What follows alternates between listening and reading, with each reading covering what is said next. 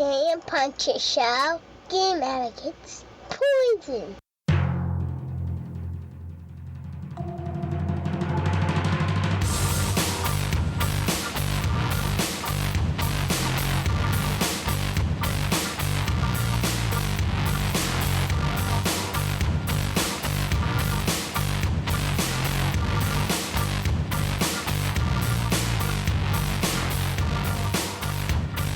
Hey everybody, welcome back to the Canon Puncture show.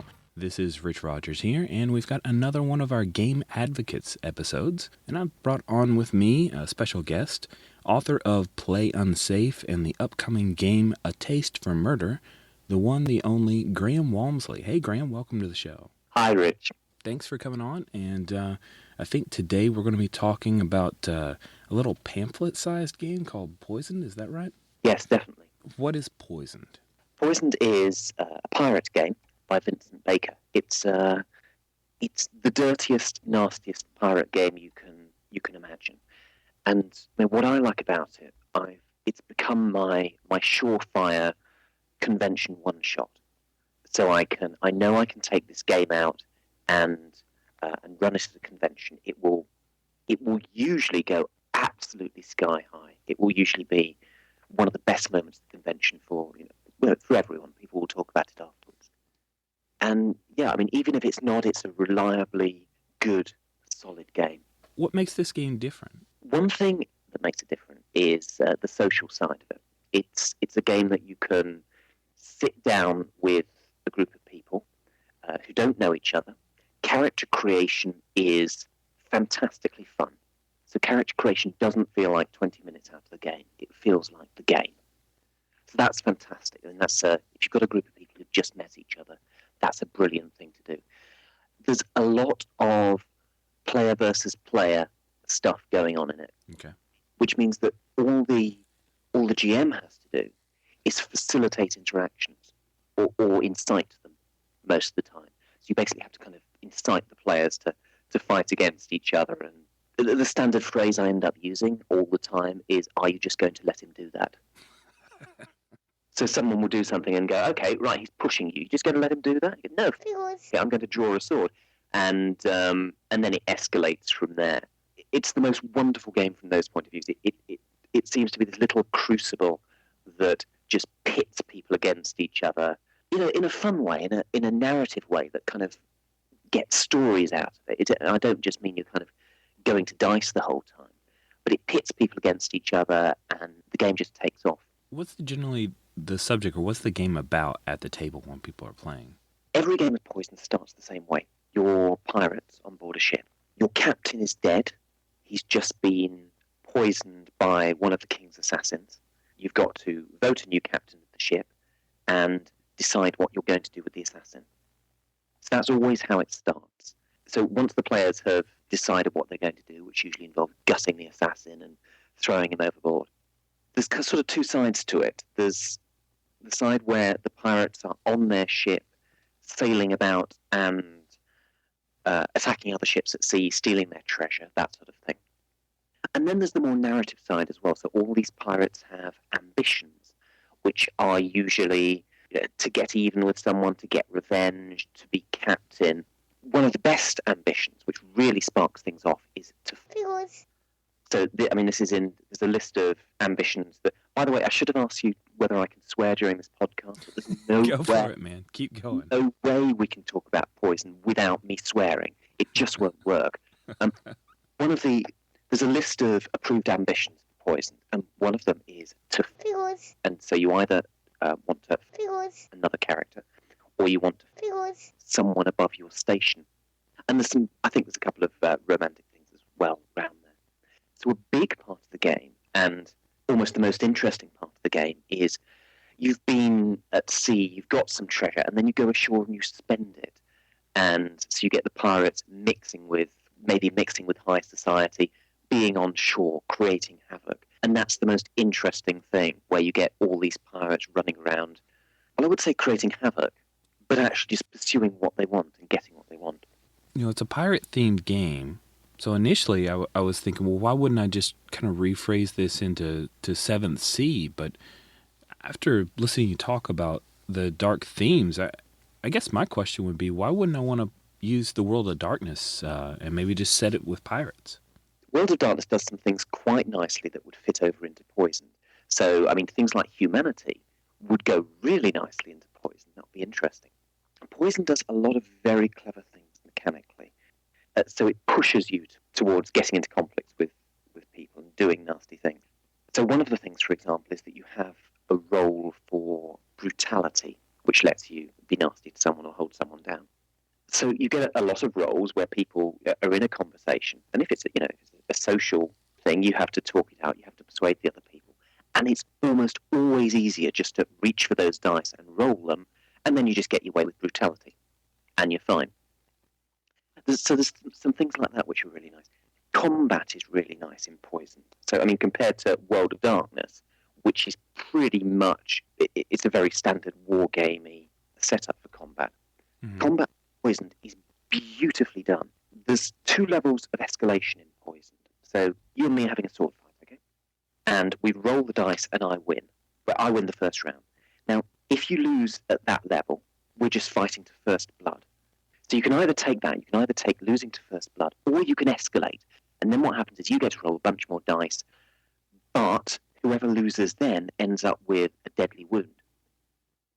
So do you see how it works? It's over with you, and you can either choose to lose, or you can roll a bunch of dice and escalate the consequences to whoever loses.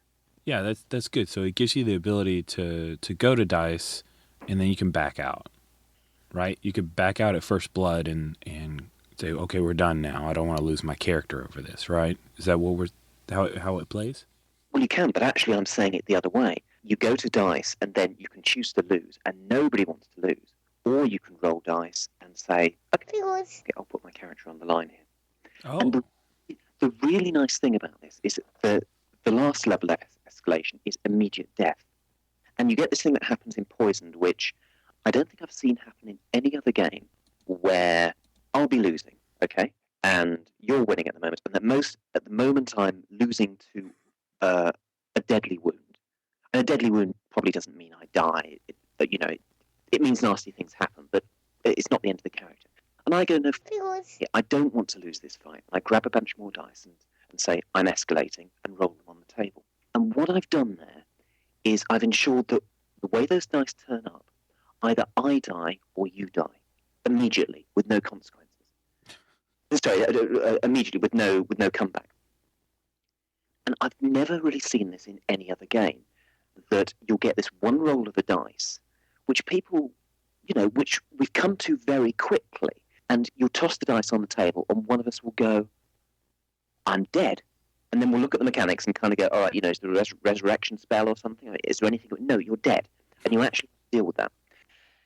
And it's really, really nice. I mean, that makes it sound as though death's unimportant, life is cheap. And it's not quite like that, because there's then some wonderful death mechanics that after I die, I roll some dice and work out whether I go to heaven or hell. And that's all very beautiful. But basically, that's how it works. You can escalate to a fight and suddenly found you've got in way too deep and you've got a sword through your belly and you're dead. And it's the most lovely game like that. Trad gamers tend to really love it. I've played this with a lot of traditional gamers, and it's quite possible that in the first 20 minutes of the game, 2 people want to be captain. And naturally, to sort this out, they draw their swords, because that's the easiest way to sort things out. And within the first half hour of the game, one player has killed the other player's character. It's extraordinary. I know of no other game that gets you into the action that quickly. Wow, that is... That's kind of scary. I can see why you call it a one-shot. I hope I've made that sound good, rather than making it sound like a bloodbath. It's extraordinarily good fun. I don't know whether you get this, but in a lot of games like D&D, you always get the kind of theoretical idea that you could die, and then it becomes, if you do die, it's this sort of war of attrition where your hit points go down gradually. And in this, it's a very real thing. One of the characters who's suddenly been about will suddenly die. And it's a big thing. It's a big story thing, and it's fantastically fun. What are some of your favorite moments at games that you've played in at the table? Some of my favorite moments. Actually, that's one of them. I was playing this game. I wasn't running this game. which was different for me. I usually run Poison. And I was sitting around this bunch of trad gamers who I think played something like 7C or GURPS or something like that. And seeing how excited they got within the first few minutes. And I was sitting next to this big, burly guy who, if he challenged me to a fight in real life, I wouldn't be drawing my sword. I'd be whining at him and asking him not to hit me. So sitting next to this very big, loud guy, who we battled for captain in the first round. I've never had such a sort of explosion of good feeling at the table. I mean, they love the system straight away, and they love the idea that on this one roll of the dice, one of us was going to die, and that was kind of okay. I mean, like gamers do, we kind of turn to each other. He was kind of turning to me and going, we're cool here, aren't we? This is a cool thing. I've just killed your character, but that's not bad, is it? We're still getting on. I was like, no, this is fantastic.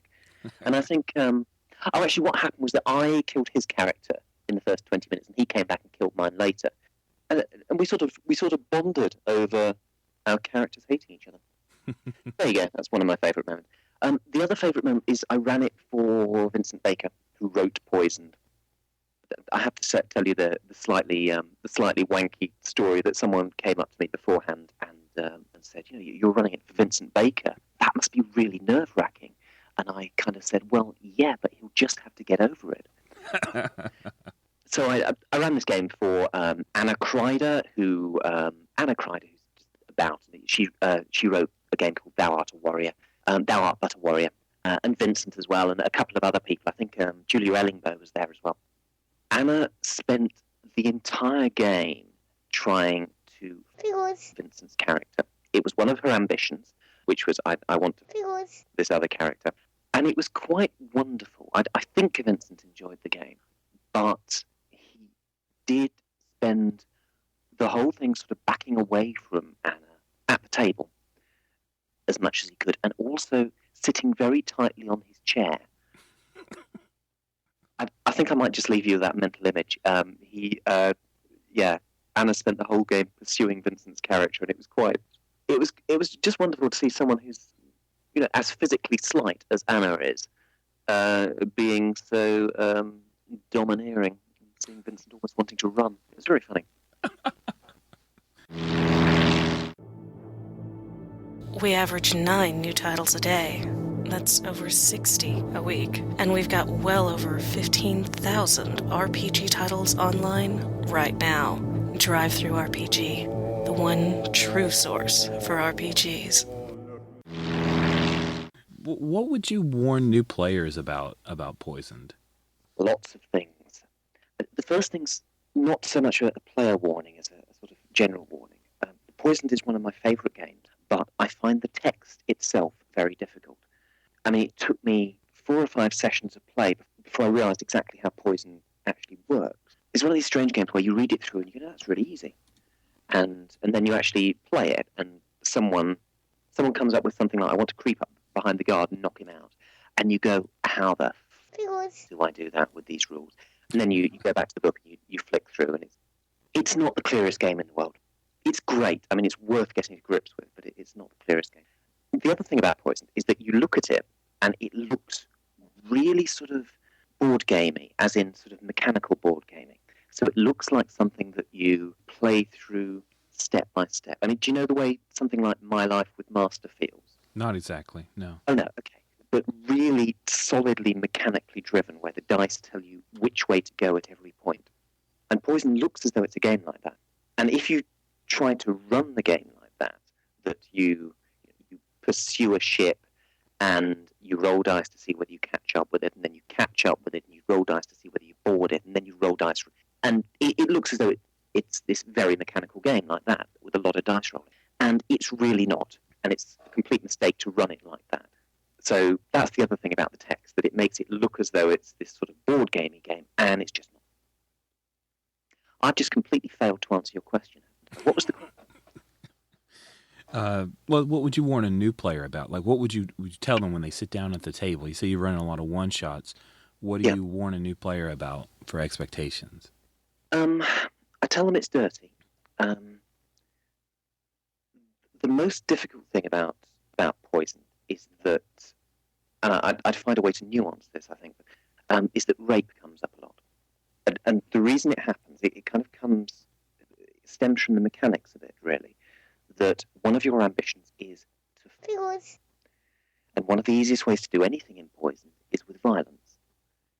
And that means that subject comes up a lot. And that's come up, I need to explain how it comes up. It's come up with in games with men, it's come up in games with women. But I've had both women and male characters. This is a horrible subject to talk about.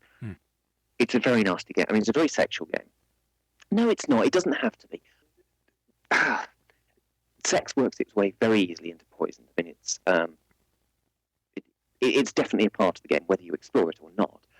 And so rape can come up in it. The thing to say about that is that makes it sound as though it's a sort of man's game where it's awful and men sort of exploit women, and it's really not like that. I mean, I played this game with an all-woman group of players. Obviously, the whole group wasn't women because I'm a man. But so I played this game with a group of all-women players. I played it with mixed groups. It's best with mixed groups usually, and the all-woman game I've run was one of the best I've ever run. And everyone's dirty. Everyone gets into the nastiness and the grittiness of it, and and usually ends up exploring the sexual side. So, Interesting. Yeah. I think I just spent the first 20 minutes kind of making the game sound good, and with about 3 minutes there, I've just made the game sound really bad. It's a side of it. The sort of dirty, nasty sexual side is there. So let's talk about what's good about it again. Here, make you feel better. What do you see other people enjoying about Poisoned? What do you see when they engage in a game, the aspects that really seem to spark their interest? It gets you into the action very, very quickly. The first scene is you're there and the assassin is on the deck in front of you, still alive but tied up, and you have to decide what to do with him. And wait, I'm sorry, Graham. So the assassin isn't one of the player characters? I always thought that one of the player characters happened to be the assassin. You're saying that the assassin's an NPC? No, sorry. The assassin is an NPC, and he's pretty much an excuse to let you get brutal straight away. Oh. The way every game starts is, and the GM kind of outlines this scenario, is your captain's been poisoned, you need a new captain, and the assassin, Tom Reed, who's an NPC, is kneeling on the deck in front of you with his hands bound. What do you do with him? And so it plunges you right in. Someone has to step up and be captain, and someone has to do something to Tom Reed, which will usually be quite brutal. So the nicest thing is that Poison plunges you right into the middle of the action. And it incites you to... Oh, actually, can I tell you about another play thing? Because that illustrates this quite well. I ran this game. 3 of us went to a convention about games. It was run by the Guardian newspaper, which is a very big newspaper here in England. And there were loads of people who wrote console games. And basically, there were 3 of us who represented the world of tabletop role-playing. I mean, it's bizarre. If you wanted to choose 3 people in the UK to represent tabletop role-playing, I don't think I'd be one of them. But yeah, so we had Simon Rogers, who publishes Trail of Cthulhu, and Steve Dempsey, who posts as GB Steve and knows every role-playing game on the surface of the earth, and me, who wrote a book once. And we had to kind of run these little sessions for each other. It was run on a bar camp principle, so everyone had to come preparing to run a session. And one of the sessions I ran was Poisoned. I ran a half-hour game of Poison for people who had never played a role-playing game before. And it was an even split between men and women, but the women took over. And there were 8 of them, I think, and most of them were journalists. So I ran this game for these people, and it kind of shows how great Poisoned is, because you don't need to worry too much about what's on your character sheet. The first thing that you have to worry about is just talking back and forth. So the first thing you encounter in Poison is the GM asks you, what are you going to do with the assassin? and you have to go, oh, well, I hit him. And the GM goes, okay, you hit him. He spits at you. And someone goes, well, I stab him. And the GM goes, okay, you stab him? Do you kill him? But, no, I'm not going to kill him. I'm just going to kind of stab him through the shoulder. Okay, right, he's bleeding out of the shoulder. And then someone steps up and goes, right, Tom Reed, I step up, I gut him from his gut up to his throat, I smash him in the face, I throw him overboard, and then I turn round and I say, right, I'm your captain now. Yeah, this sort of 30-year-old woman who was just fantastic stepped up and did that, and then the game sparked off. So, I mean, for me, that's one of the nicest things. I mean, with a lot of games, we talk about the mechanics, and we say, oh, the mechanics are really cool. One of the nicest things about Poisoned is right at the beginning, even before you get to the mechanics, that initial situation and the way it just kind of sparks the players into life. It pits them against each other, and it biases you towards action straight away. It's fantastic. Hey guys, this is David from the podcast. Just wanted to let you know that we're doing the RPG Podcast Listener Survey again this year. So if you could, pop on over to rpgpolls.com and take the 2010 survey. Thanks. Why would somebody hate this game? Oh, there's lots of reasons why you'd hate it. I know. I've got a game designer friend who will not play it because it has sexual violence in it. Okay. And I completely understand that. I completely understand why someone might avoid the game for that reason. I mean, there's this whole stupid, huge forum thing going on with Poisoned, where people who have never played or read Poisoned hate Poisoned. Do you know about this, Rich? I mean, there was a sort of mythical game session, or I think it did actually happen, where someone ended up cutting the head off a cabin boy and having sex with the neck. Ugh. I know, it's a bit crap. I mean, it was really nasty. It's not a game I would have liked to take part in, I think. This has become a really big sort of legendary thing on a lot of forums. But there are people who dislike Poisoned so much that they hate it even though they've never read it. And then they'll pick up on odd things like, I mean, the fact Poisoned refers to sodomy at some point, because that's how you talk about that form of sex in the period we're talking about. Mm-hmm. And then, it's got sodomy in the rules, so it must be a really judgmental game. Yeah, are there any things people hate about it after having played other than what we already talked, the sexual content? Are there any other aspects about it? After having played it, I haven't played with many people who have played Poisoned and not liked it. I think we played a playtest version in the early days. There's a couple of my game group who kind of, who aren't that into Poisoned. But no, I don't know anyone that's played it and then hated it. I think more people should play it and then hate it afterwards. Obviously. Obviously, that's the right way around. So is there anything else about Poison do you want to talk about? No, I can't really think of anything. It's my favourite con game. I like it because it does brilliant one-shots. I like it because it brings people together. And I say that with a slight sense of irony because it actually brings people together so they can stab each other. But it's a great game that you essentially throw on the table and it sparks off interaction right away. One of the things I really like about it is that it's really good with trad gamers. One of the things I find difficult about indie games is to sell them to people who just come along to conventions. So there'll be a lot of people who come along to conventions. They like Dungeons and Dragons, and they'll sign up for an indie game. And Poisoned is one of the best games they could possibly encounter there, because the problem with some games, I mean, something like Primetime Adventures, and I love Primetime Adventures, but things like that, and perhaps the Shab al-Hari Roach, is that it assumes a lot of narrative ability for the players. You get a lot of indie games that assumes that people are going to set scenes and provide adversity for each other and cut in and out of each other's scenes, assume narrative authority for things apart from their character. Right. A lot of indie games do that, and a lot of people who just turn up to a convention aren't quite comfortable with doing that and don't quite know how it works. So one of the things I like about Poisoned most is although it puts decisions in the hands of the players. So the whole point of Poisoned is that you can do what you want. The assassin's on the deck in front of you, and there's no railroading. You can do what the f*** you want with him. So although it puts a lot of decisions in the hands of the players, it doesn't assume that they're comfortable with scene framing or narrating colour or anything like that. So there's sort of a trad side to it while being an indie game. And so that's one of the things I like about it most, that you can put it in front of a table of trad gamers and they will love it and not be uncomfortable with sort of narrative stuff that other games would make them do.